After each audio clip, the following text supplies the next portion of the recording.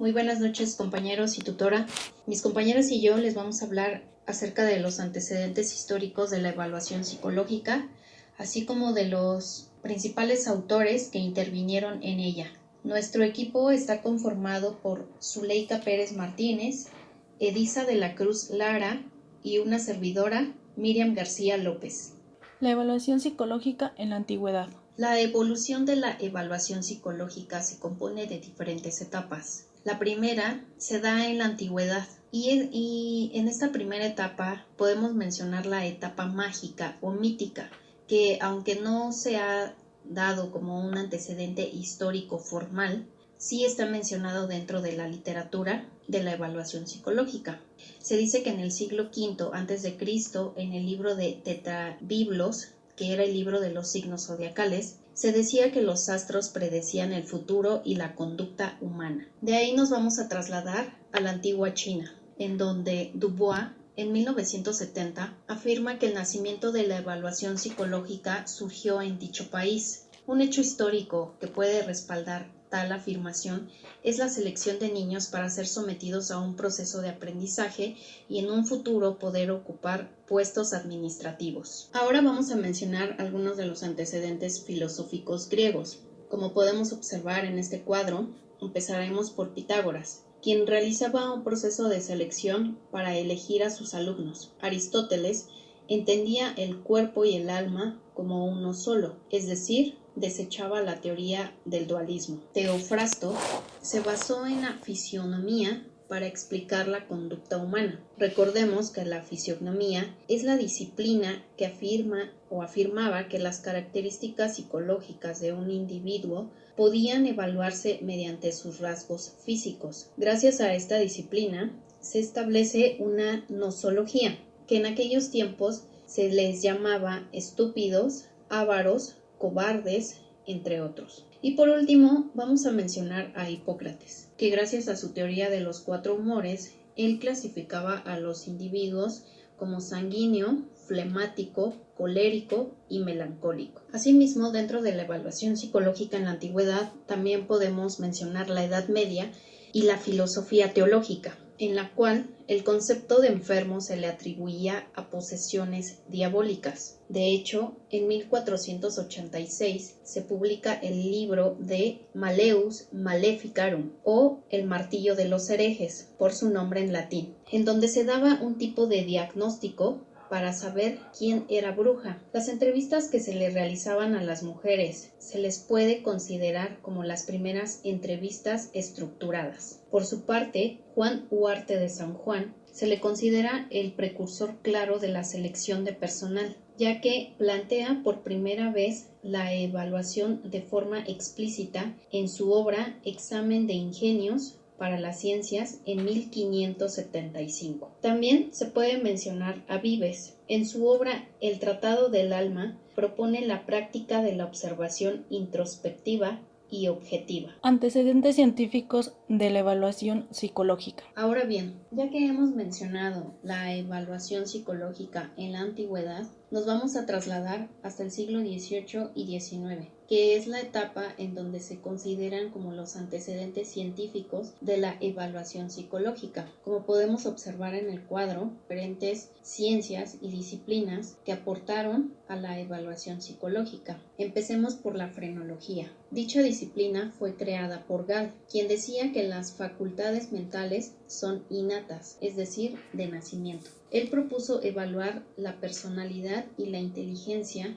midiendo el cráneo. También la frenología se trasladó hasta España gracias al autor Cuby. La ciencia matemática, quien como autor podemos mencionar a Quetelet, él desarrolla las normas y medidas de tendencia central. Este autor influyó en autores como Galton, Pearson y Spearman. De ahí nos vamos a la psicofísica, considerada principalmente con Fechner y Weber. Estos dos autores estaban interesados en las leyes generales y no en las diferencias individuales. También relacionaban las experiencias subjetivas con medidas objetivas. La aportación de la psiquiatría, con Pinel, es quien defiende los derechos de los enfermos mentales. Recordemos que en épocas anteriores los enfermos mentales eran encerrados y olvidados a además de recibir un maltrato. También Pinel clasifica las enfermedades mentales. Esquirol, de origen francés, quien en 1838 publica su obra dedicada al retraso mental. Asimismo, lo sigue Seguin, otro médico francés, quien afirmaba que el retraso mental es curable, y en 1837 crea la primera escuela para niños con retraso mental. Asimismo, incorpora las pruebas de inteligencia manipulativa, llamado test de ajuste de formas. La psicología educativa surge a raíz de la escolarización obligatoria. Esta es representada por Thorndike, Hall y Binet. Y por último, mencionaremos el evolucionismo, representada por Charles Darwin, con su obra El origen de las especies. Ahora que ya hemos visto los antecedentes en la antigüedad, en la Edad Media, la influencia de la filosofía teológica, la influencia de algunos filósofos griegos, así como autores del siglo XVIII y XIX, vamos a mencionar algunos de otros autores que contribuyeron a la evolución de la evaluación psicológica. Construcción y desarrollo de la evaluación psicológica. El primer autor que vamos a mencionar es Galton, nacido en 1822 y fallecido en 1911. Es considerado el padre de la psicometría y de la psicología diferencial. Él crea su laboratorio antropométrico, en el cual medía algunos rasgos físicos, agudeza visual y auditiva, el tiempo de reacción, fuerza muscular y algunas otras funciones sensoriales. Otro de los que logró el desarrollo de la evaluación psicológica fue James McKeen-Cattell. En 1888 fue profesor de psicología en la Universidad de Pensilvania. En 1890 publica el artículo Mental Statement and Measurements en la revista Maine. Crea la primera batería de pruebas de evaluación psicológica en la Universidad de Columbia. Y en la década del siglo XIX los test ya se aplicaban a todos los sujetos. Recibe críticas de Wissler y Sharp.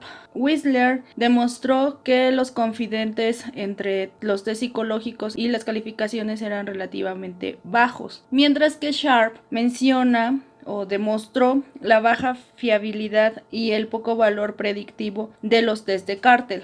Otro autor fue Alfred Binet. En 1895 fue director del Laboratorio de Psicología en la Universidad de la Sorbona. Asimismo, en 1895 funda la Psychologie, que fue la primera revista francesa de psicología, en la cual se publica el artículo La Psychologie individuelle, donde se presentan las bases para la evaluación de la inteligencia. Es nombrado por el ministro de Educación francés, miembro de la comisión que se encarga de buscar una solución para niños deficientes. Binet trabajó con Henry y ambos decían que la inteligencia debe evaluarse según el rendimiento de los sujetos en diversas tareas que impliquen una variedad de procesos mentales complejos. Para esto tuvieron que evaluar dichos procesos, dentro de los cuales se encuentran memoria, atención, imaginación, comprensión, sensibilidad artística y moral, sugestibilidad, fuerza de voluntad y habilidad motora. Binet trabajó también con Simon y en 1905 desarrollan una escala con 30 problemas con grado de dificultad, considerada como instrumento de evaluación provisional. En 1908 hacen una segunda revisión y se adapta a una serie de ítems para grupos de edad, y en 1911 hacen una tercera revisión de la escala, se aumenta el número de ítems y se extiende hasta la edad adulta. Al principio este tipo de evaluación o de instrumento se aplicaba solamente a estudiantes y a niños. Gracias al desarrollo de la evaluación desarrollada por Binet y Simon, se crea otro tipo de escalas, otro tipo de métodos de evaluación, entre los cuales se encuentra el de Terman, que hizo la escala de Stanford-Binet, y en el cual se introduce por primera vez el término coeficiente intelectual. Otra escala utilizada es Kuhlman, y es la escala de Kuhlman y Binet, y en este se aplicó a edades inferiores en niños de hasta 3 meses de edad. Sin embargo, la prueba realizada por Binet y Simon no era del todo perfecta, de tal modo que Palekano hizo una serie de crítica en la que exponía unos problemas que tienen en estas pruebas si es que se aplican ahorita. La primera es que no se mostró que las conductas muestreadas fuesen representativas de los que pretendían evaluar. Segundo, la conducta no era representativa de la población a la que luego se le aplicaba la muestra. Utiliza la edad cronológica como variable para graduar la edad mental, siendo que cada 12 meses se produce un cambio en la capacidad intelectual. No fue demostrado que cada problema resuelto equivalía a un periodo de edad mental, y la distribución de las puntuaciones es igual a cada grupo de edad no es correcto, además de que todos los niños tienen un desarrollo normativo. La lógica utilizada por Binet en la construcción e interpretación de la escala era correcta, sin embargo presentaba este tipo de problemas que hacen que ahora estas escalas no puedan ser aplicadas en la actualidad, pero bueno, sí pueden ser aplicadas, pero no son tan veredignas. Otro autor es Lightner-Widmer, quien estudió las diferencias individuales. En 1896 funda la primera clínica psicológica, y de hecho de aquí, dicen que desde aquí es donde parte la psicología clínica. Sin embargo, no es verdad, ya que hay estudios anteriores. The Psychological Clinic fue fundada en 1906 y fue dirigida por Widmer durante mucho tiempo. Durante este periodo crea los test Widmer-Forward y Widmer-Cylinders. En estos tests se enfocaba en la evaluación de las conductas específicas. Es antecesor de la evaluación conductual, es considerado como un antecesor de la evaluación conductual por esta razón, y aplica la psicología a los problemas que se plantean en la vida real. Otro autor es Spearman, quien aplicó los métodos correlacionales a la investigación de la inteligencia. En 1904 publica General Intelligence Objectively Determined and Measured, donde se presentan las bases de la teoría psicométrica. Buscó una explicación a la baja correlación que se obtenía entre los distintos test de inteligencia y las pruebas para la evaluación. Crea la primera gran teoría de la inteligencia, es la inteligencia de los dos factores, el factor general y el factor específico. El factor general hace énfasis en las capacidades intelectuales, mientras que el factor específico en las tareas sencillas. Otro de los grandes autores que marcaron un desarrollo en la evaluación conductual es Sigmund Freud. Él planteó un diagnóstico basado en las técnicas de asociación y en la utilización del simbolismo. En 1909 hay una difusión del psicoanálisis en Estados Unidos con el diagnóstico dinámico. Esto es lo que ayuda e impulsa a Sigmund Freud a desarrollar sus diferentes teorías basadas en símbolos y en el psicoanálisis. La repercusión de la Primera y de la Segunda Guerra Mundial.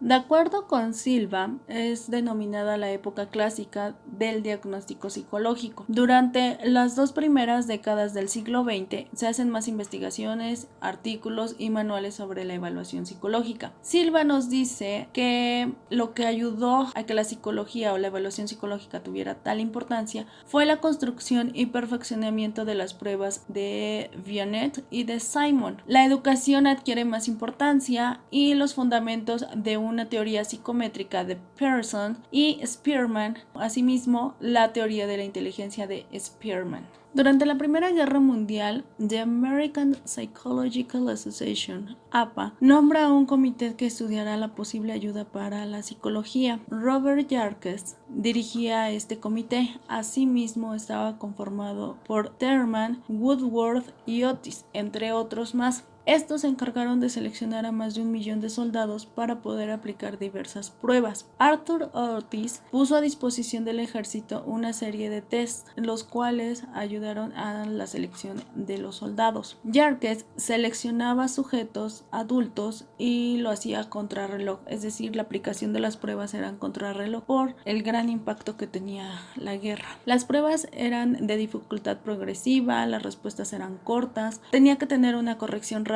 y una aplicación colectiva para que no se perdiera tanto tiempo en la recolección de datos de los soldados y mucho menos se perdiera tiempo. Las pruebas más utilizadas durante la Primera Guerra Mundial eran Army Alpha Test, que era aplicado a la población en general y contaba con sus pruebas, las cuales consistían en cumplir órdenes, problemas aritméticos, sinónimos y antónimos, juicios prácticos, analogías, información, gramática, y tenían un tiempo limitado. limitado. Otro test que fue utilizado fue Army Beta Test. Este era aplicado para las personas analfabetas o que no hablaban inglés. No incluían contenidos verbales, había laberintos, tenía series, cubos, puzzles, construcciones geométricas, cifras, símbolos, números, y también era de tiempo limitado su aplicación. Y por último, el test de Woodward Personal Data Sheet. Este era principalmente aplicado para la sintomatología neurótica. Era un inventario de personalidad y fue aplicado a más de 1,5 millones de personas durante la guerra. Una de las ventajas que trajo la Primera Guerra Mundial en cuanto a la influencia fue que se consideraba al psicólogo como un profesional cualificado, se perfeccionó la metodología de la construcción de test y la formación de un gran banco de datos. El tipo de evaluación en el ejército se adaptó a otros campos como el industrial y el clínico, y el psicólogo era considerado como un pensador de test. Entre las dos guerras mundiales también hubo grandes avances en cuanto a la evaluación psicológica, por lo que Silva considera una creciente expansión y una creciente disociación. Dentro de la creciente expansión hay una universalización de la evaluación psicológica, una generalización en otros ámbitos y una especialización de la evaluación. En esta especialización considera la inteligencia, aptitudes, motricidad, intereses, conducta social y personalidad, entre otros. Es decir, las evaluaciones estaban enfocadas a cada uno de estos. En la creciente disociación hay un crecimiento del modelo psicométrico y un creciente en la evaluación clínica. La evaluación clínica era de tipo proyectivo y no aceptaba los avances técnicos y metodológicos del modelo psicométrico. Asimismo, se crean centros de investigación y o docencia en psicología. La producción teórica y experimental se incrementa y la psicología en la Unión Soviética se centra en la evaluación de los procesos básicos y complejos. Uno de los autores importantes durante esta época fue Rorschach, que publica en 1921 The Psychodiagnostic. Principalmente diagnosticaba la personalidad y los trastornos psíquicos. Algunos de los antecedentes son que Álvarez en 1979 menciona que el test de Rorschach es antiguo. Antecedentes de Rorschach: clepsografía, desarrollado por Klebs, es uno de los grandes antecedentes, y a finales del siglo XIX, Binet utiliza las manchas de tinta para la capacidad de imaginación visual. Como bien sabemos, Rorschach utiliza manchas de tinta o algunas manchas para diagnosticar la personalidad y algunos trastornos. Estos son algunos de los antecedentes que tiene Rorschach, es decir, él no creó como tal esta técnica. Morgenthaler le menciona a Rorschach que cambiara el título de su experimento o de su método de evaluación, el cual se llamaba Método y resultado de un experimento diagnóstico basado en la percepción e interpretación de las formas casuales. Él les sugirió que lo cambiara por el nombre de psicodiagnóstico. Los test más utilizados durante esta época y durante la Primera Guerra Mundial fueron Wechsler Adult Intelligence Scale, Minnesota Multiphasic Personality Inventory, test gestáltico de Bender, el test de Rorschach y el test de apreciación temática. Algunas de las fechas más importantes son: en 1927 se crea el inventario de intereses vocacionales, publicado y creado por Strong. En 1930 surge una discusión reactológica. En 1932 se presenta una discusión a la teoría del desarrollo cultural de las funciones psíquicas superiores, creada por Vygotsky. En 1935 Murray publica el test de apercepción temática como alternativa a la técnica de Rorschach, y también en este año Thurston publica Vector of the Mind. En 1936 se prohibió la construcción y utilización de los tests en la Unión Soviética. En 1938 el test gestálico de Bender es creado y es publicado. En este mismo año Thurston publica Primary Mental Abilities, y en 1939 Frank propone el término de método proyectivo y se crea el test de Wechsler-Bellevue Intelligence Scale. Otros autores de Georgia y Ucrania fueron Pavel Blonsky, quien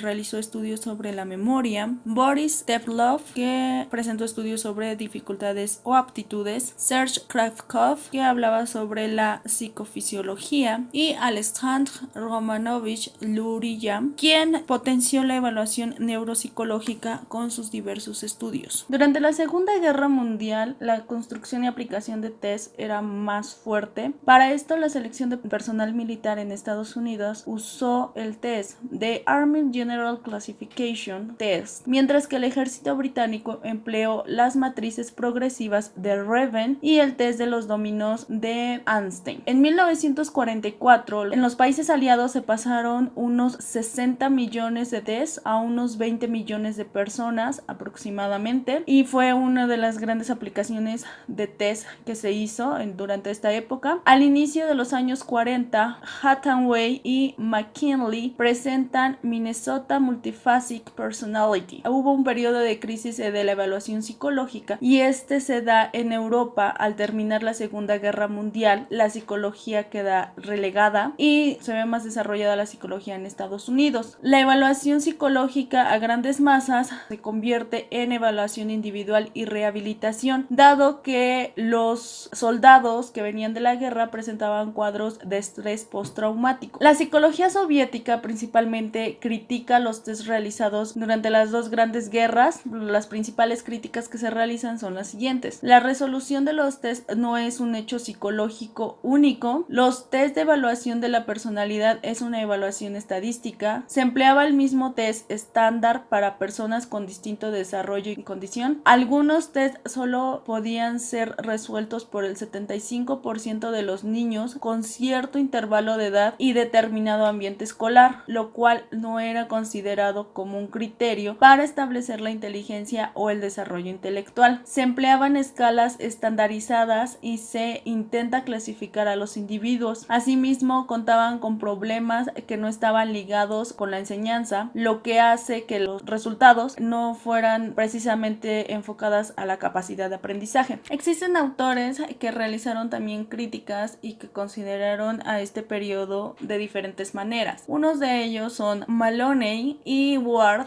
que en 1976 mencionan que este periodo es un periodo de exacerbado pragmatismo empirista. Krovach en 1974 menciona que hay un abuso y uso indiscriminado de los test, además de que hay una mala interpretación y o desconocimiento del significado de los test. Silva menciona que hay una crisis interna, la cual se ven involucradas las garantías científicas y los aspectos psicométricos, y también hay una crisis externa en la cual está involucrada la sociedad. Giselli menciona la eficacia predictiva de los instrumentos psicológicos, mientras que Edwards menciona la influencia de la deseabilidad social en los cuestionarios de personalidad. Asimismo, las pruebas psicométricas son fuertemente criticadas, principalmente las técnicas proyectivas y el diagnóstico psiquiátrico. Los test de inteligencia, hay una escasa utilidad de estos test. El MMPI de depresión y esquizofrenia estaban contaminados por otras categorías y esto hacía difícil la interpretación. El test de Rorschach y de TAT fueron analizados con el fin de conocer su objetividad, tipo de fiabilidad y validez. En esto ambos salieron negativos. Hay una falta de fiabilidad y validez en el diagnóstico psiquiátrico. Con las críticas a la psicoterapia surge la evaluación de las intervenciones. Las críticas fueron principalmente iniciadas por los defensores de las posturas genéticas y ambientalistas. En 1959 se queman protocolos en la escuela de Texas y se prohíbe el uso de pruebas psicológicas en el estado de California y en las escuelas de Nueva York. Sin embargo, hubo grandes publicaciones durante esta época que hasta ahora siguen considerados como publicaciones que hablan claramente de los antecedentes de la evaluación psicológica y de la evaluación conductual. Estos son: en 1950, Hulisken publica The Theory of Mental Test. En 1954, Mill publica su libro Clinical versus Statistical Prediction, a Theoretical Analysis and a Review of the Evidence. En 1955, Krovach y Mill publican Constructor